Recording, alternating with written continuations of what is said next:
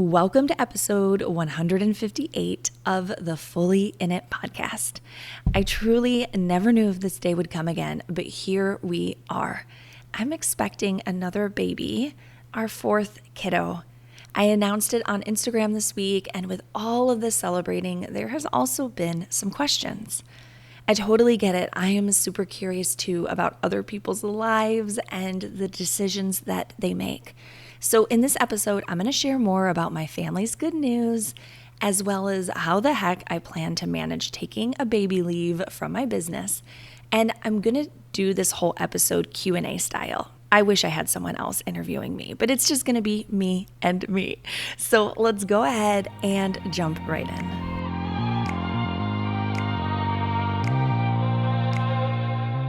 Welcome to Fully In It, a show for moms who are called to grow themselves while growing their families. Join me, Kate Saffel, a life and a business coach for moms, a homeschooling mama of 3, and a woman on a quest to show that our lives become even more meaningful when we remember why we are here and what truly matters most. This show is about going fully in it for you and the people you love by showing up powerfully in motherhood, entrepreneurship, in your home life, and for your family vision. Join me for weekly episodes that will inspire you to live intentionally and by your values, to slow down and truly be present to your family life, to make decisions that grow a profitable business without sacrificing anything in the process, and to become the kind of mom and woman you know you're meant to be in this lifetime. Although this question surprised me a little bit at how personal it is, I also understand that people are curious. And the question was, is this pregnancy a surprise or was it intentional? So here's kind of the backstory around our family. And, as a client asked me the other day, she was like, I'm just really interested in how people decide what size family to have and when they're done having kiddos. And there was a period there where I thought we were done around 2020. We have 3 kids, 3 healthy and happy kids, and we felt very blessed by our family, and we thought, we're probably just done. So we added a dog, as many people do, and that was fine for a little while. But you know what? Kirk and I had always said that we would have 2 or 4 kids. We were already at 3, and it just kind of kept lingering in the back of our minds of, I feel like maybe we're supposed to have a 4th. And then in 2021, I was at a bookstore with my kids shopping for Kirk's birthday. And I saw this book on fertility, and it had this beautiful cover with all of these delicious foods on it. And even though at that point I wasn't thinking about having another, I was so drawn to that book that I bought it. I felt a little silly, but there was just something about it that was kind of calling me forward. So I bought the book and I started reading it, and it really opened me back up to that desire to have another kiddo. Now, this was 2021 and we were traveling full time. I was the sole provider for our family. And even though I know we could have made it work, it was totally possible, there were a few hiccups that we just weren't ready to overcome. One, living in our 5th wheel, right? And being nomadic and then getting pregnant and, how do you coordinate pregnancy care? And I know people who've done it, but it just wasn't really for us. And then the second part was I didn't want all of that pressure of I'm the one having the baby, right? I'm having the pregnancy, I'm carrying the baby, and then I have a newborn and I am the sole income for our family. And I know that there are incredibly strong and powerful women who do that. I just knew I didn't want to. I didn't want to have all of that on my shoulders. It felt like a lot. And so we waited, even though it was really on my heart to have another one. And then in 2022, it came back up again, but Kirk's father passed away and he was grieving. And then from 2022 to 2023, Kirk decided to enter the workforce again and get his career going because, he realized it wasn't his calling to be a stay-at-home dad. Even though he'd been home with the kiddos the last few years as we were traveling around the U.S., that just wasn't a long-term calling for Kirk. And it was such a beautiful thing for the period that it was. And it was such a help to me because I was able to grow my business and have him kind of taking care of the kiddos and homeschooling them and doing all of those things so I could really focus. So we really spent 2022 and 2023 reorienting our lives, and that includes in our marriage. It included our income and who was making what, and ultimately building a firm foundation, because at that point we knew that we did want to add another, and we had an idea of what we wanted that to look like. We had certain goals that we wanted to be hitting before we did so. But the other part of it is that I'm going to be 40 in November. I know I've come to terms with it. I don't feel that old. I feel like I'm in my early 30s. But with that said, I was definitely feeling the clock ticking and thinking, goodness, if I'm going to have another, I should probably, get on with this. And I was talking to one of my friends on Instagram. It's a mama I've known for many, many years. And she was actually on my podcast a few episodes ago, Brittany McCardle, but she was very encouraging to me when I told her hey, I'm kind of worried that I'm older. And she gave me some things to think about that helped me feel like, okay, you know what, this is a good thing. It's worth pursuing. And so at the beginning of 2024, we made the decision to start trying for another one and just really leaving it up to God and just kind of saying, okay, if we're meant to add another to our family, it'll happen. And to be honest with you, I doubted that I could get pregnant. I don't know. I had it in the back of my mind, it's probably not going to happen. Almost like I was preparing myself for disappointment. And then I found out a couple of days before Father's Day that I was indeed pregnant. And it was shocking and exciting and nerve-wracking and all of the emotions. That week I had been serving at our church. We were doing Vacation Bible School, if you know what that is, VBS. It's a really big thing here. And I was helping out with the 6 and 7-year-olds. And I noticed that my period was late, and I was just kind of well, I'm not going to get too excited. I'm just going to, give it a few days. And this actually leads into the next question I received quite a bit, which was, when did the kids find out? So the girls and my youngest boy, so I have 3 kids who are ages 13 and 10. Those are the girls. And then my youngest is 7, and he's a boy. We had been talking for quite a while about adding to our family, and the kids had been praying nightly that they would get a new baby brother or sister. And so everybody was in on this dream, this family dream that we were all sharing of expanding our family. And so the girls especially had been paying attention to my cycle. They're kind of at that age where they're more curious, and we're talking about bodies and things like that. And so it was honestly really good timing for them to learn more about these things. And so, it was the beginning of Vacation Bible School, and I didn't have my period. And then another day went by, and then another day went by, and the girls were like, Mom, have you gotten your period yet? And I was like, no, I haven't. So we made the decision on a Wednesday to go get a test.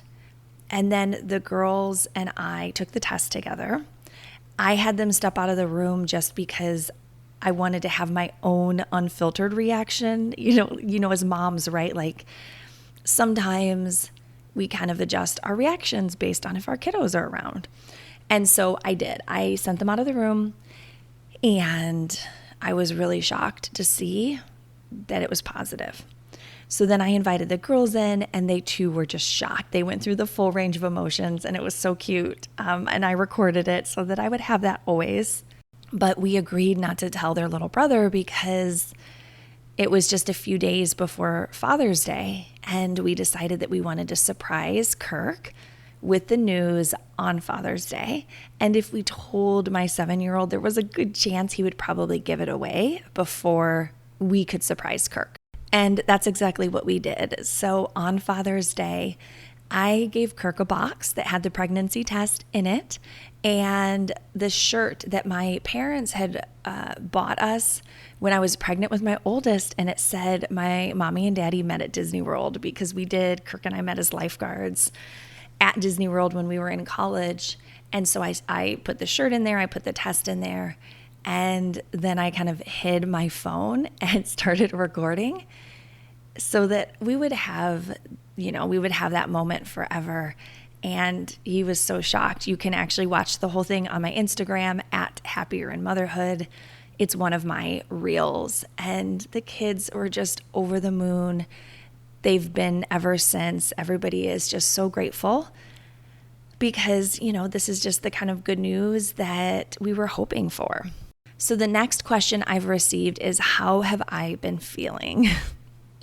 And the truth is that I tend to not feel very well the first trimester of all of my pregnancies, and this one has been no exception. So I have been feeling obviously very tired, which is normal, and having some nausea, and not really like just morning sickness, but kind of like all day.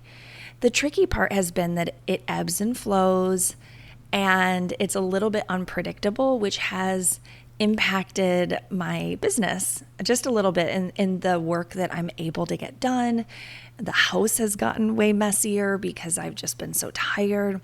And we actually spent 3 weeks traveling, the kids and I and the dog, road tripping around the US to go see family. And I was like very, very newly pregnant, trying to hide the pregnancy, not feeling well. And it definitely tested my resiliency because, when you don't feel good, but you're staying in other people's homes, and it was just tricky. But I'm proud of myself that I was able to get through it and be able to give my kids a really good summer vacation. Thankfully, I have been feeling a ton better this week. So it is the end of July, and a lot of those feelings have kind of lifted. So I'm not feeling as sick, and my energy has been returning, which I've been super grateful for. And I'm very excited. I'm just about in the second trimester, so I'm very excited to be rounding that bend. And I know historically for me with my other 3 kids, I felt amazing in my second trimester. So I'll explain more in a bit, but I'm kind of banking on that and using that time to really get done the things I need to get done in my business so that I can take a really nice maternity leave. The next question is, have I found a midwife or a doctor yet? And as of this recording, I'm still debating. I won't explain the whole story, but it has definitely surprised me at how challenging this decision has been. I had really hoped I would just find the care provider that was a really great match. And it's just been a bit of a tricky situation, but thankfully my midwife I had for my 3rd kiddo is also a good friend, and she's been super supportive. And, she doesn't live here. She lives in Indiana. So unfortunately she can't do the birth, although she was like, hey, just drive up to Indiana and you can just give birth up here. So she's not able to help me with that part, but she is helping guide me in my decision, and I feel very grateful for that. So I'm hoping to make a decision this weekend. I've already had a few appointments, checking out my different options, but I know that I definitely need to actually pick and commit to a plan. So this is the big question that I know we're all wondering about, and it is, how will I manage running my business while having a baby? And will I take a maternity leave? So I love this question. And the reason I love it is because, I started my business when my youngest was he was 14, 16 months, somewhere around there. So a little over a year. So he wasn't a newborn. But I've also walked through this exact scenario with multiple clients who were expecting babies while we coached together. And we were able to plan out what their maternity would look like their postpartum period after baby came. And now I get to do it for myself, which is very exciting. I also have several clients right now who are also pregnant, which is like so sweet because, I feel like I can really understand and empathize with what they're going through. And we just have that connection point. So that feels really awesome. So what am I doing to plan and prepare? Well, I know that now is the time to get all of my ducks in order, and that is my goal for this whole fall. I am simplifying my business even more. I already have a very simple business. If you guys haven't picked up on that, I really spent from the end of 2022 to 2024, I simplified the heck out of my business. I got rid of all my extra offers, and I went back to just having one-to-one and expand mentoring group. And that has really suited me because here's the deal is that when you have lots of different offers, each of those offers is like its own business. It needs its own marketing. It needs its own sales approach. It needs its own onboarding and taking care of your clients and making sure that their needs are met. And with all of those different pieces, it is a lot to manage well.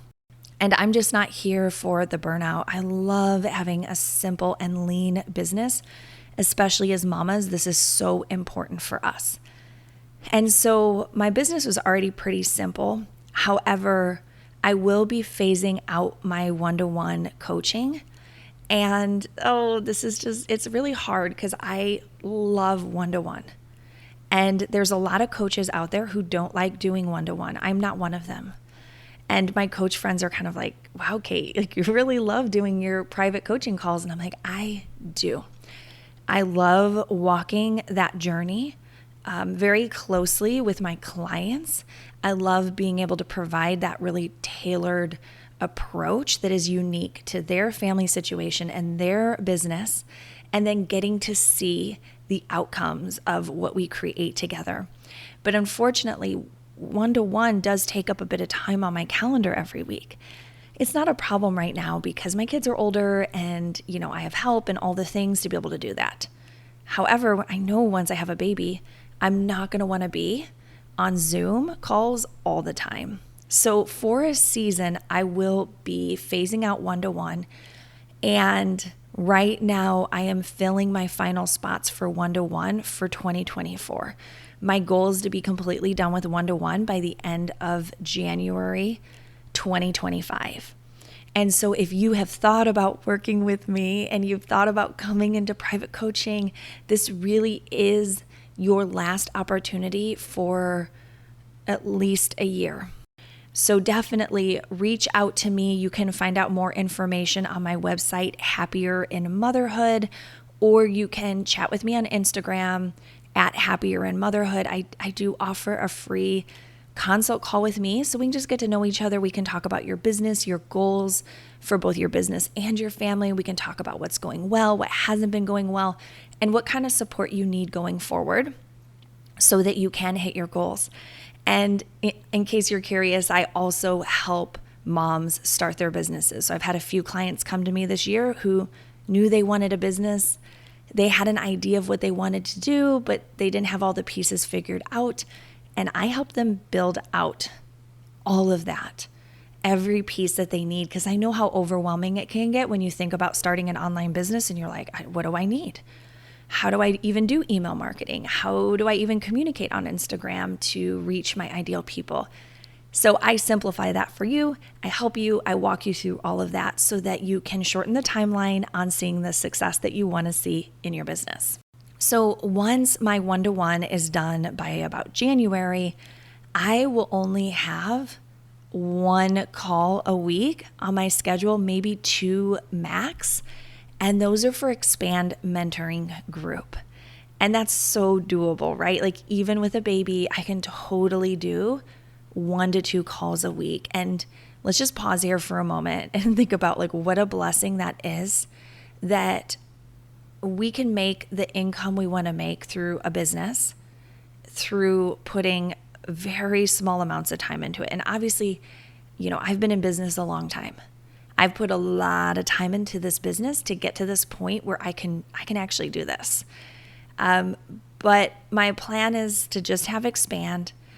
I'm going to do one more expand launch this fall. So if you've had your eye on coming into that group, stay tuned because it's going to be opening back up. I may do another mini launch for it around Black Friday. Not sure on that yet. And then I won't launch it again until late spring 2025 because I don't want to be launching while I'm enjoying the postpartum period with my new baby, right? That just seems like a lot. Now, I may automate a launch, and that's something I am considering. I'm playing with Facebook ads to bring people in. So those are all things that I will be spending this fall setting up. Now, my goal is to take 6 to 8 weeks fully off. I have debated on how long to take because I'm trying to predict how I'm going to feel and what I think will matter to me.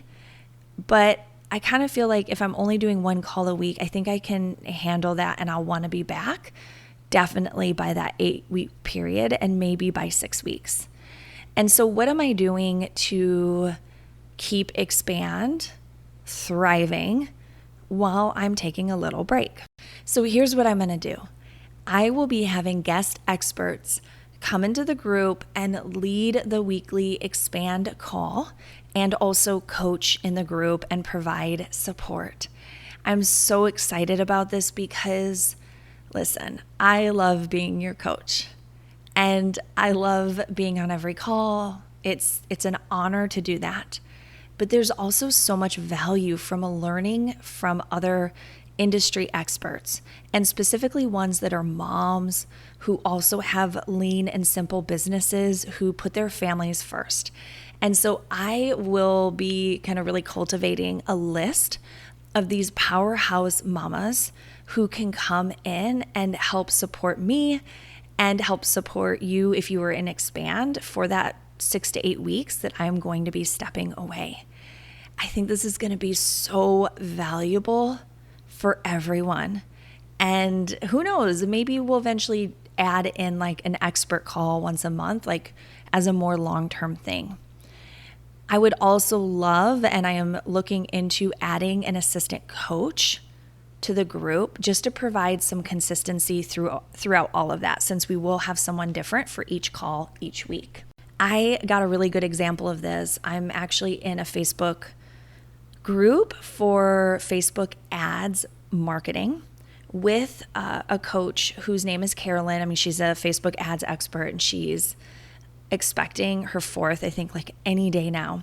And so it's been really awesome to have her example a little bit ahead of me and to see how she has handled planning for her leave. And she also added assistant coaches. And my experience of it was that they added so much value to the group, right? Instead of just having your one coach, now you have multiples. And that just helps everybody speed up their results and get the support that they need. So if you are in Expand or you're planning to come in via the next round, get excited because it is only going to get better and better from here. Now, you may be curious how all of these changes I'm going to make are going to impact my business revenue, because believe me, I've already been thinking about it. I'm like, I would really love to make the same amount, even if I'm cutting back. But I've also come to terms with the fact that it may very well cut into my business revenue. And truly, I am okay with that because here's the thing is that I will always preach it from the rooftops that family comes first. Family comes above money. And, I love making money because it helps my family, but I also won't sacrifice this very precious and temporary period I'm going to have with my new baby just to make more money. I also won't be making any shady business decisions to try to bring in more money. And there's different tactics and things that people do to bring in more money while they're on a leave. And I'm not going to go into those, but I also won't be doing those either. So this is me creating a very lean and simple business, trusting that it will all work out exactly how it needs to. My number one goal is taking care of my family and taking care of my clients and making sure that everybody's needs are met. And I feel super confident with this plan that everybody will be taken care of, including me. So that's actually the end of all of the questions that I'm going to touch on today. Know that my door is always open. You can always reach out to me on Instagram at Happier in Motherhood. I truly do love to hear from you. And I'll be sharing more about all of this as it unfolds throughout the fall and the winter. But thank you so much for just celebrating with me, for being part of this journey, and, being with me on it, right? We are mamas who are so committed to our families. We're fully in it for our families, for the people we serve, and it is an honor to be here with you. So I will see you next week.